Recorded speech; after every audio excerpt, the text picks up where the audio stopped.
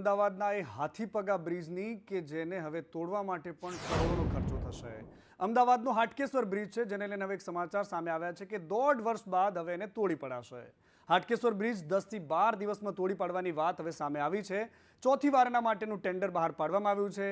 Tender single બિલ્ડરે ભર્યું છે અને અગાઉ પહેલી અને બીજી વાર કોઈએ રસ નહોતો દાખવ્યો। ત્રીજી વાર સિંગલ બિલ્ડર દ્વારા આ ટેન્ડર બહાર પાડવામાં આવ્યું હતું ને ત્યારબાદ આ ભરાયું છે। હવે 10 થી 12 દિવસની અંદર આ બ્રિજને તોડવા માટેની કામગીરી હાથ ધરાશે। હાટકેશ્વર બ્રિજ માટે ઘણા લાંબા સમયથી આ પ્રક્રિયા ચાલતી હતી। તેના માટે 3 વાર ટેન્ડર પ્રક્રિયા પણ કરવામાં આવી હતી। આવનાર સમયગાળા દરમિયાન ફરીથી પાછી ટેન્ડર પ્રક્રિયા કરવામાં આવી અને આ વખતે સિંગલ પાર્ટી દ્વારા ઇન્વાઇટ થઈ છે, ક્વોલિફાઈ પણ થઈ છે।